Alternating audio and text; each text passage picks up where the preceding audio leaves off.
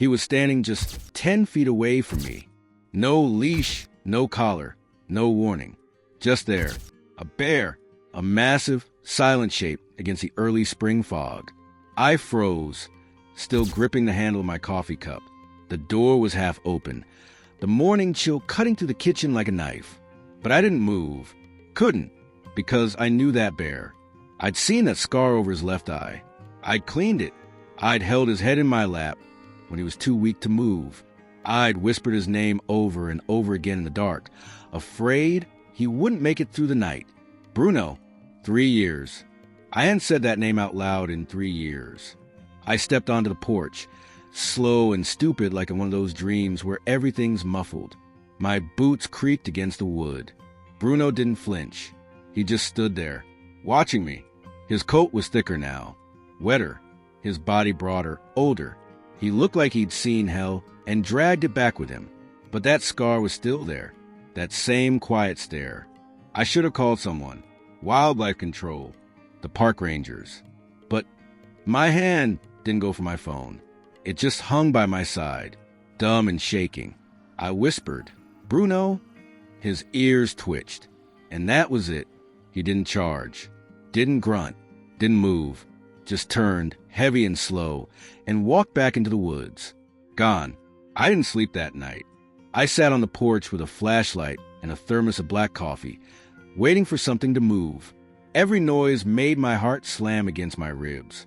The next morning, I found a paw print by the steps. Big, deep, fresh, and beside it, 3 dead fish, still glistening. I stared at them for a long time. Then I gathered them up, brought them inside, and laid them on the counter. They weren't the kind of fish you'd find around here. Not this time of year. This wasn't a visit. It was a message. 3 years ago, I pulled Bruno out of a steel trap in the North Ridge woods. I wasn't supposed to be up there. The area was closed for fire damage and cleanup, but I went anyway. I'd always hated rules. He was barely alive. His leg was mangled, fur soaked in blood, eyes rolling from pain. I thought he was going to die right there, but something in me wouldn't let him go. I carried him, me, a man in his 40s with a bad back, half a mile to my truck. Every few feet I'd drop, catch my breath, curse God, and keep going. I fed him boiled eggs and goat's milk. I tore up old blankets to make him a bed. He growled a lot in the beginning, thrashed in his sleep. But over time, he let me touch him, let me clean him, let me sit beside him without fear. When he started standing on that leg again, I thought maybe, just maybe he had a shot. So I called a rehab center, told them I had a bear, and they told me I was crazy. But they came. They said they'd take care of him, rehabilitate, reintroduce, all the right words. But then he vanished. 1 call, 2, 10. They said he must have escaped during a transfer. No one gave me a straight answer. I stopped asking after a while. Maybe I was afraid of what I'd find out. And now here he was, in my yard, leaving fish like some wild, silent offering. That night, I left out bread and cooked rice in a steel pan. I didn't know what else to do. Didn't sleep again either. In the morning, the food was gone. So was the pan. Dragged about 20 feet into the woods and licked clean. Day 3, I waited outside. He didn't come until almost midnight. I heard the branches snap. I didn't even need a flashlight. I said, "Bruno, I know it's you." He stood at the edge of the trees, just visible in the moonlight. I didn't move, didn't dare. We stared at each other for maybe 10 minutes, maybe more. Then, just like that, he disappeared again. I don't know why he came back. I don't know if he's angry, lost, or just remembering. But I know this. He found his way back to me. And there's a reason. I just don't know what it is yet. The visits didn't stop. Every evening, just after dark, I'd hear the same soft rustle by the tree line. Bruno never came closer than the clearing. He'd stand there for a while just watching, breathing. The way his chest rose and fell, it was slow, controlled, not like before.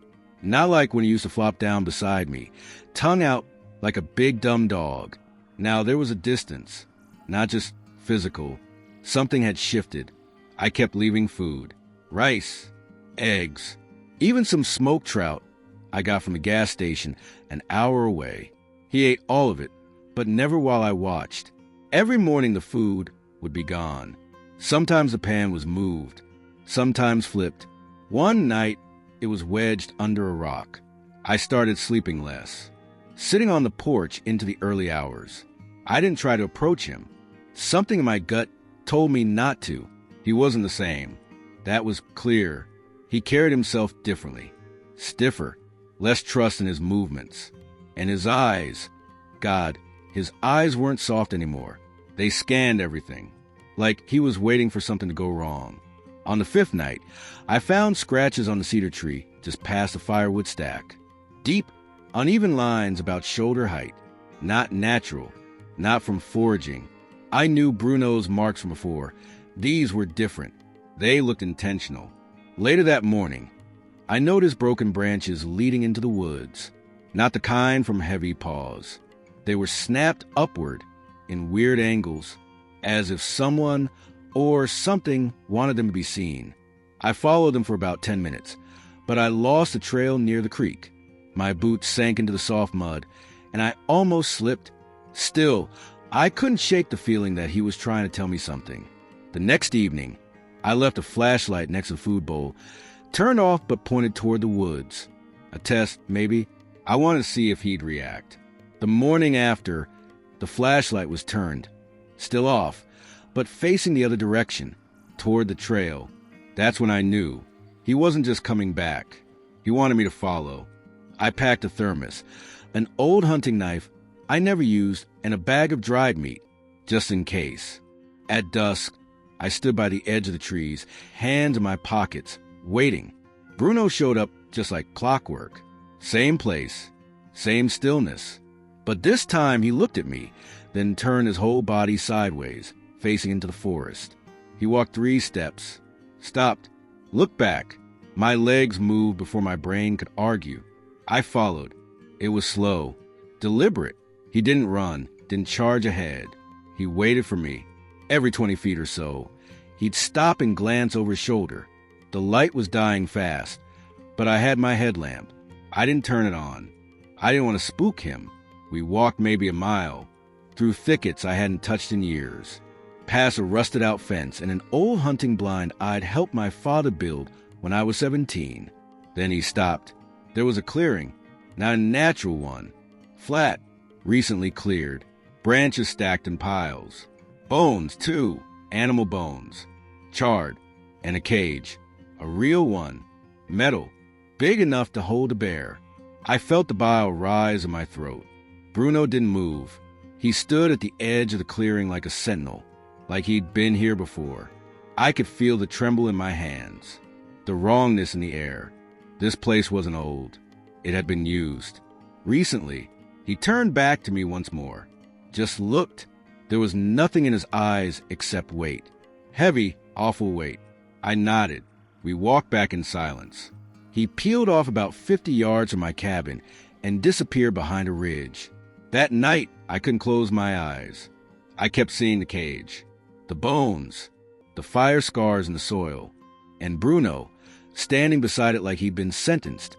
He wasn't the same because he'd seen something, lived through something, and now, somehow, he wanted me to see it too. I had no idea what to do, but I knew this wasn't over, not by a long shot. It rained that morning, just enough to turn the path to mud and hang a mist over everything like a sheet. I packed light, flashlight, water bottle, a protein bar, the knife again. This time, I didn't wait for nightfall. I waited until noon when the sun finally broke through. I stood by the tree line, where Bruno always appeared. He came, as if he knew. No hesitation this time. He turned and started walking, and I followed. The trail was tighter now, covered in vines and soaked leaves. He moved slowly but deliberately, his massive form barely making a sound. It was the same woods I'd grown up in, but not the same trail. We took turns I didn't recognize, crossed a stream I'd never seen before. And then it hit me. This wasn't just any route. He was leading me to the place. 3 years ago, right before I handed him off to the rehab center, I took Bruno here. just for a couple of nights. My own way of saying goodbye. I'd built a little shelter deeper into the woods, something rough and temporary. I didn't think he'd remember, but apparently he did. We reached the clearing mid-afternoon.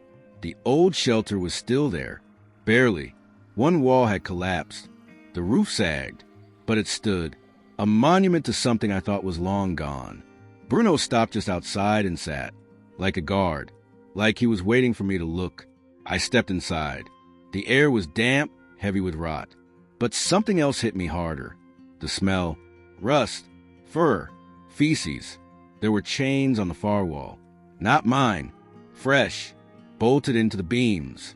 A trap, the jagged, steel-jawed kind, was wedged in the corner, smeared with something dark and dry. The floor had scratches, deep gouges across the planks, and claw marks on the doorframe. Struggle. Desperation. I covered my mouth. Not from the stench. From what I saw next.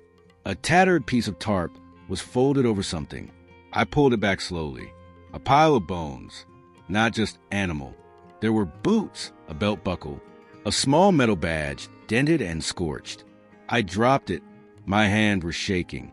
I stumbled back out into the clearing. Bruno was still there, watching. And that's when I remembered.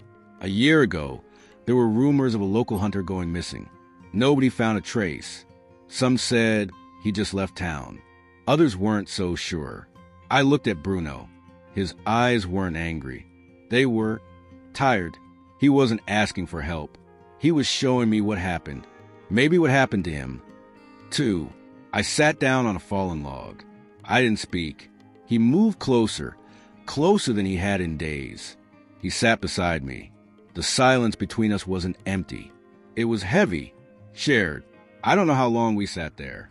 But as the sun started to fall behind the trees, he got up again, turned, started walking. I followed. This part of the woods was thick with green, ferns taller than my knees, mosquitoes like smoke. We passed another trail, one I recognized, and then I saw it, a broken sign, faded, cracked, area closed, federal property. It all came together. Someone had been using this section of the forest, illegally. Poachers, probably, maybe more than one. And Bruno, he must have been taken again, held here, tortured, used. I felt sick. I felt rage. And I felt guilt because I let him go. I believed the people who said he'd be safe. We returned to the edge of the woods by dusk. I stopped near my porch. He kept walking. No glance back this time. That night, I opened a beer and sat alone in the dark, listening to the frogs by the creek. I kept thinking of the cage, the badge, the chains. Bruno hadn't just come back to reconnect. He'd come back to be understood, and maybe to make sure someone knew the truth. I didn't call anyone. I couldn't. Even if I wanted to, what would I say? That a bear I rescued 3 years ago found me again, led me to a graveyard in the woods, and now just stands near my house like some wounded soldier waiting for orders?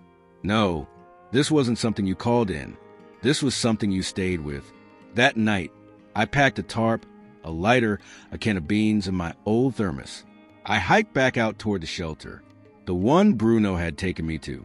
I didn't know if he'd be there again. I didn't expect anything. But he was, sitting beside the same log, waiting. I didn't speak at first. I just set up camp 20 feet away, built a small fire. The flames danced weakly at first, then picked up as I fed them kindling. I sat on a stump with the tarp wrapped around my shoulders and stared into the orange light. Bruno didn't move. I cracked open a can, stirred the beans with a stick, and set it near the edge of the flame. It hissed quietly. "You remember this place?" I asked. My voice surprised me. It sounded small. He blinked. Slow. 3 years. I thought you were dead. They told me you escaped during transport. No one ever called me back. I stopped asking. The beans bubbled. I stirred them again. I blamed myself. For a long time. Still do. I thought maybe if I'd fought harder, made a scene, gone public, maybe they wouldn't have lost you. Maybe you wouldn't have ended up in that hellhole. I paused. The fire cracked. A whip of smoke curled upward into the dark. I've been alone since you left. Not just lonely, alone, the kind that fills your house like fog. You were the only thing I ever took care of that didn't leave. Until you did. My throat tightened. I wasn't ready for how much this would hurt. I don't know what they did to you out here, but I saw enough to know it wasn't nothing. You came back different. Quieter. Smarter, maybe. Sadder, definitely. And still, you came back. I looked up. He hadn't moved, but his eyes were locked on mine, like he was listening. Why me, huh? Why find me? Why show me all this? What am I supposed to do with it? Silence. Then, slowly he stood. Every step he took toward me made my heart pound harder. But I didn't move. He came close, closer than ever. Stopped just a foot away. And then, gently, like the world wasn't spinning, he lowered his head and touched it to my chest. I froze. My hands lifted almost without permission and rested lightly on the sides of his thick neck. He didn't flinch. His fur was damp and cold, but his breath was warm. It hit my ribs in soft pulses. I didn't realize I was crying until I felt the tears soak my cheeks. I'm sorry, I whispered. I'm so damn sorry. We stood like that for a long time. The fire crackled. The woods creaked, and the sky above held its stars like pinholes in the dark. Eventually, he stepped back, sat down near the fire. I gave him the beans. He sniffed them, then ate in slow, careful bites. That's how we spent the night. Man and bear, two things broken by time and memory, trying to pretend the world wasn't what it was. I must have dozed off at some point, because the next thing I heard was voices. Male voices. Sharp. Closer than they should have been. I sat up fast. Bruno was already standing, shoulders tense, eyes fixed on the tree line. Two men stepped into the clearing. Camouflage jackets, rifles slung low. One had a badge on his chest. My heart jumped. I got between them, and Bruno, without thinking, "Easy," one of them said. "We're not here to hurt him." I didn't believe him. The other man squinted at me. "Wait. Aren't you Thomas Grady?" I nodded slowly. "Yeah." He stepped closer, lowering his rifle. "We've been looking for you." Or, for him, more like, he's been spotted near campsites. Someone caught a photo of him near Route 12. Word spread fast. We figured he'd head for the ridge. Bruno didn't move, but he didn't run either. "I know this bear," I said. "I raised him." They exchanged glances. "Then you know this isn't safe. For either of you. He's not supposed to be out here. It's against protocol." "He's not hurting anyone," I said. "Not yet," one of them replied. I could feel the moment slipping, like sand through fingers. Like we were 2 points on a line that was about to snap. "We'll give you a day," the man said quietly. "But after that, we have to do our job." They turned and walked back into the woods. I looked at Bruno. His eyes hadn't moved, still locked on the trees. This wasn't just about a visit anymore. Time was running out. The next morning, I packed slowly. My hands didn't want to move. My brain knew what was coming, but my body dragged, like maybe if I delayed long enough, none of it would happen. Bruno stood by the edge of the clearing. He didn't look at me. Not once. The Rangers came at noon, just like they said they would. A truck followed behind them. Cage trailer, open top, reinforced sides. The kind they use for tranquilized bears. I hated it the second I saw it. They walked softly. No sudden moves.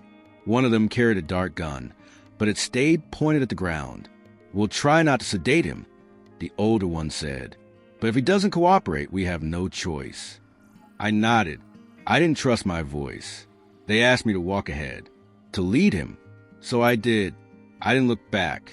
I just kept talking as I walked. "It's all right, buddy. They're not going to hurt you.